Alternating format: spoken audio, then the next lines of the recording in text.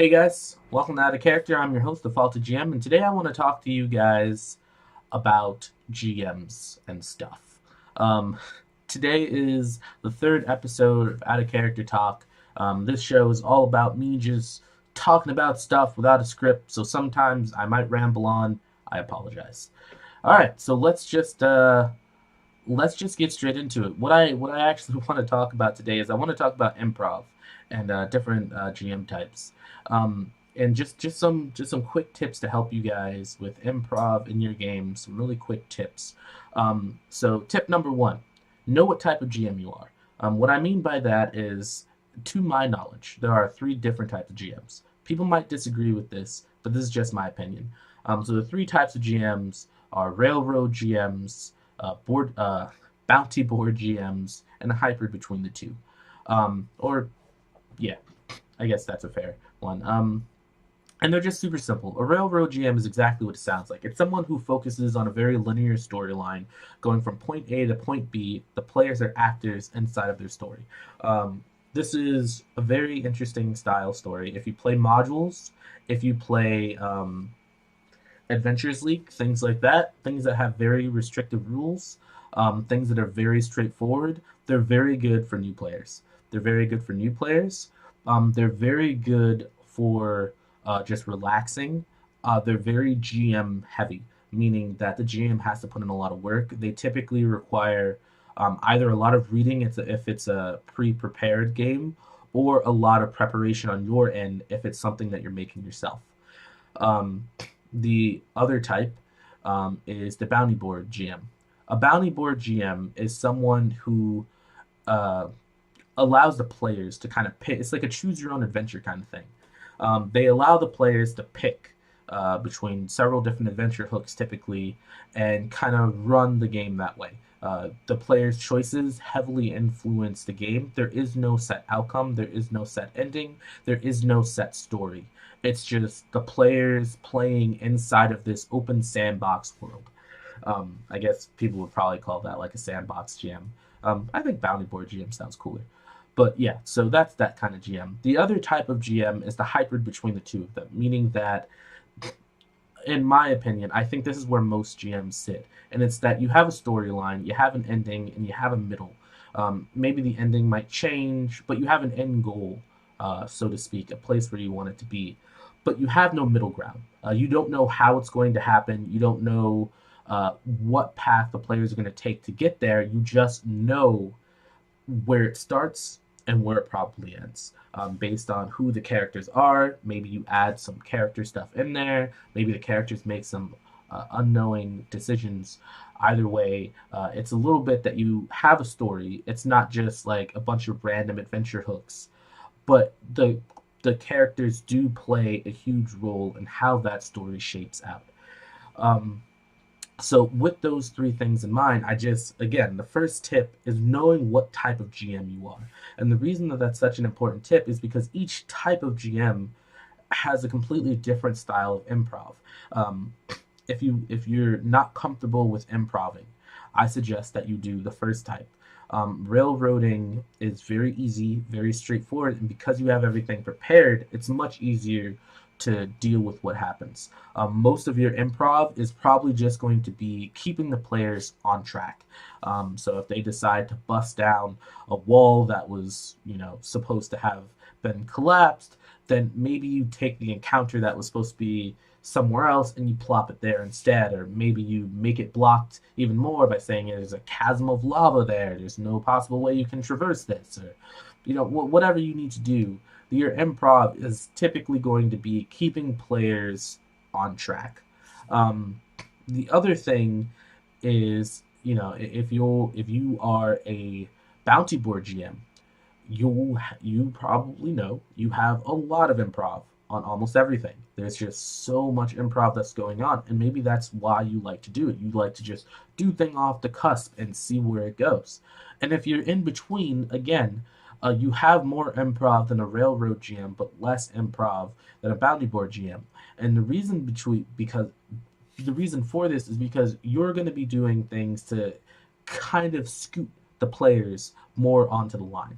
So you have this end goal, but maybe the players go off on a tangent here. So instead of just being like, no, I'm going to take you guys and put you back over there. Maybe you add something to make this thing matter so that it can point them back in the direction. So maybe they go off to this other village to go see what's going on with this village, which you didn't think was going to be a big deal, but they turned it into a big deal. So now you're like, okay, well, maybe how do I make this village important to the main bad guy? Why is he going to be there? And, you add all this extra stuff to do that.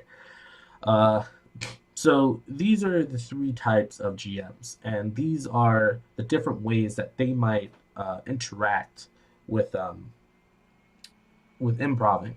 The next tip that I want to give you guys on improving is know your GM book, specifically the how to build creatures and the how to run encounters, and know your monster manual.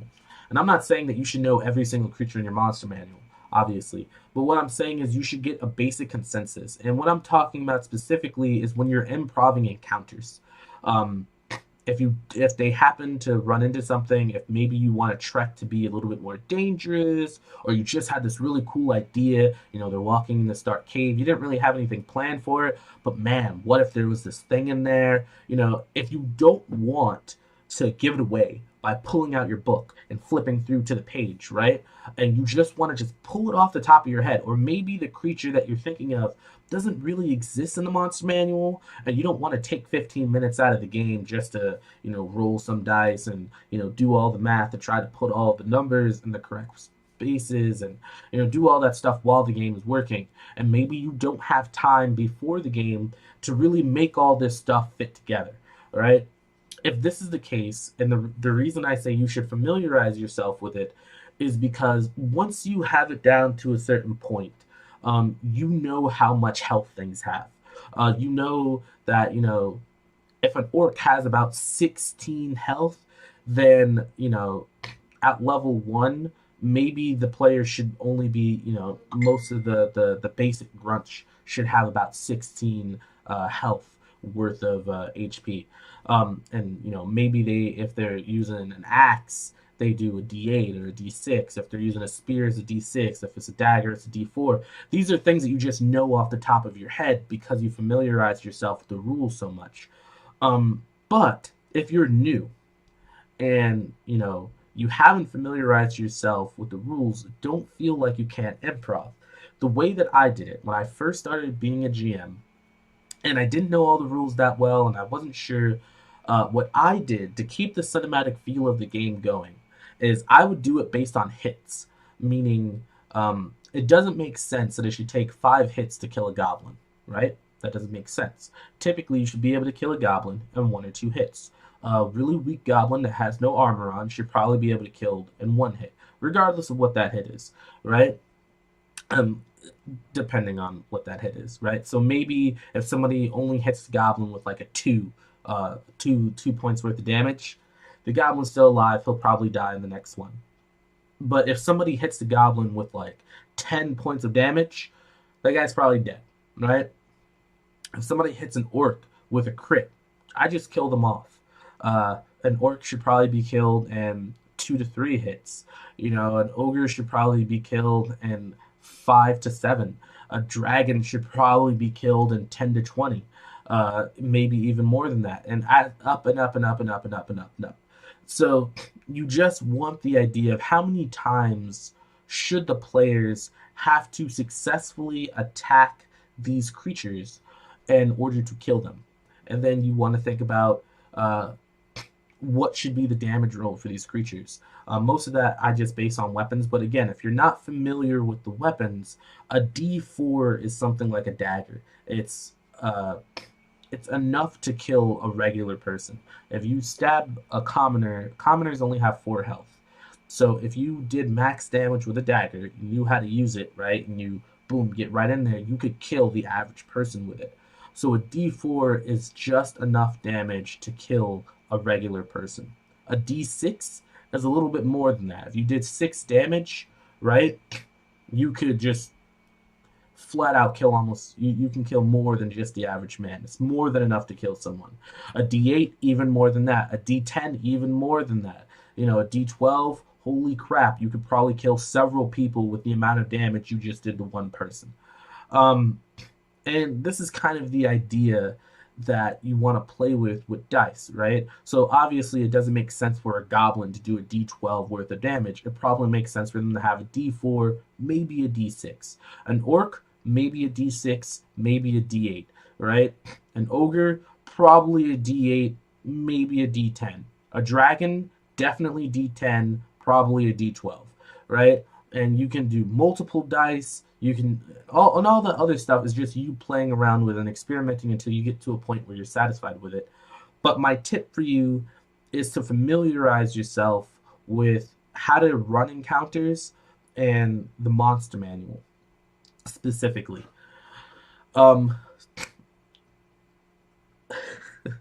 I don't actually know if I have another tip. I guess the last tip would just be to be creative. Not just to be creative, but to have fun, right? When you improv, the people that do bounty board, like the bounty board GM, they do it because it's fun. It's just cool to come up with stuff on the fly. It's cool to test yourself and don't feel overwhelmed.